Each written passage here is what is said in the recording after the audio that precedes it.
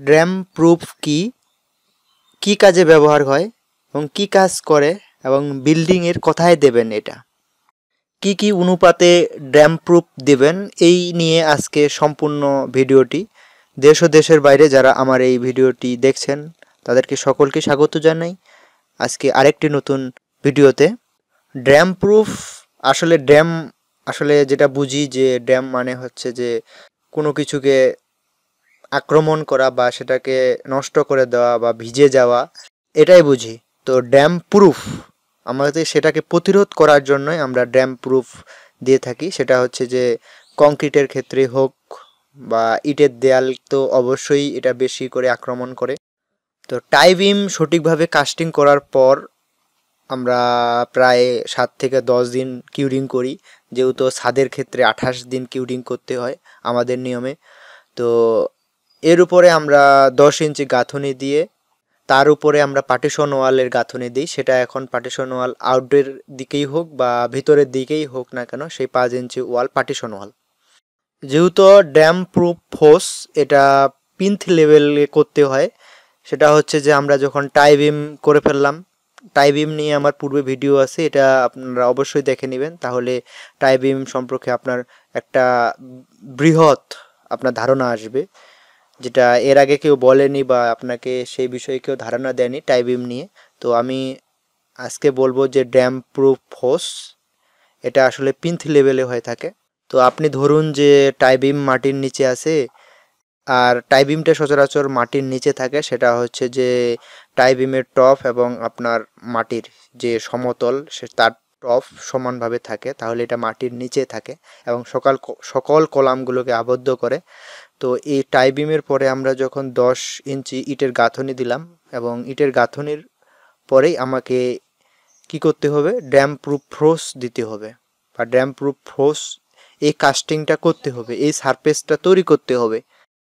তো গ্রামের ক্ষেত্রে এটা বেশি হয়। আমার এই ভিডিওটা দেখছেন যে আমি শুধু ব্রিকের ক্ষেত্রে দেখাচ্ছি বা ব্রিকের ফাউন্ডেশনের ক্ষেত্রে দেখাচ্ছি, এটা আরসিসি যে কলামের হয়ে থাকে সেসব ক্ষেত্রেও এই ড্যাম প্রুফের কাজটা করতে হবে। তো আমি দেখাচ্ছি এখানে ব্রিক ফাউন্ডেশনের উপরে আমার এই ভিডিওটি। ড্যাম প্রুফেই বলে দিচ্ছে যে এর নামটাই বলে দিচ্ছে যে এর কাজ কি। তো আমরা এটা যে শুধু আরসিসি সারফেসে করি তা নয়, আমি বললাম পূর্বে এটা ব্রিক ফাউন্ডেশনের সারফেসেও এটা করা যাবে বা এটা করতে হবে, তা না হলে আপনার সম্পূর্ণ বিল্ডিং ড্যাম থেকে যাবে। তো এটা কিভাবে ড্যাম হয় আমি সেই বিষয়ে এখন বলবো আপনাকে, ভিডিওটা না টেনে সম্পূর্ণ দেখার চেষ্টা করুন।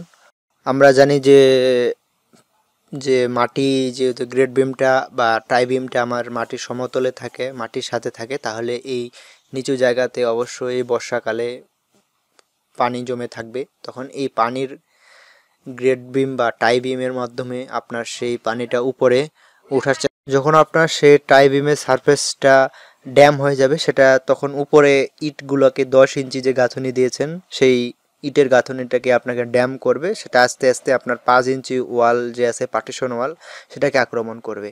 যেন আপনার সেই 5 ইঞ্চি পার্টিশন ওয়ালটা আক্রমণ করতে না পারে, আমি তার জন্য আপনাকে ড্যাম প্রুফ দিতে বলছি, ড্যাম প্রুফ ফ্রোস। তো ড্যাম প্রুফ ফ্রোস এটা অবশ্যই চিপস দিয়ে হয়ে থাকে।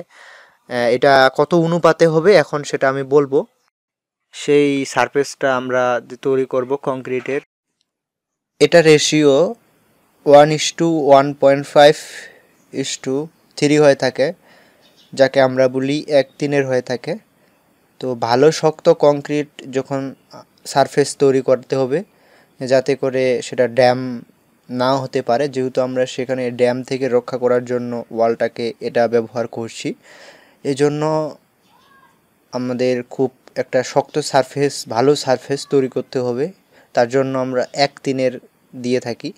এখানে কোনো রড থাকে না, শুধু এখানে চিপস দিয়ে 1:3 অনুপাতে এটা ঢালাই করা হয়ে থাকে। তো এটা সচরাচর অনেকেই 2 ইঞ্চি 3 ইঞ্চি যত ঊর্ধ্বে দিতে পারে, এবং এর উপরে কেউ আবার আলকাতরা ব্যবহার করে যেন আমার সেই উপরের ওয়ালটি সুরক্ষিত থাকে। তো আপনি এরকম কিছু ব্যবহার করতে পারেন আপনার ড্যাম প্রুফে। ড্যাম প্রুফ ফোর্সে। তো এই ছিল আজকে একটি গুরুত্বপূর্ণ টপিক, যেটা আপনার বিল্ডিংয়ের অতি গুরুত্বপূর্ণ, এটা লাগবেই দিতে। এবং আবহাওয়ার প্রতিকূল থেকে এবং নিচের পানির রোধ থেকে ওয়ালকে সুরক্ষিত করতে এটি অবশ্যই ব্যবহার করতে হবে। তো এই নিয়ে আজকে সম্পূর্ণ ভিডিওটি। ধন্যবাদ সবাইকে এতক্ষণ সাথে থাকার জন্য।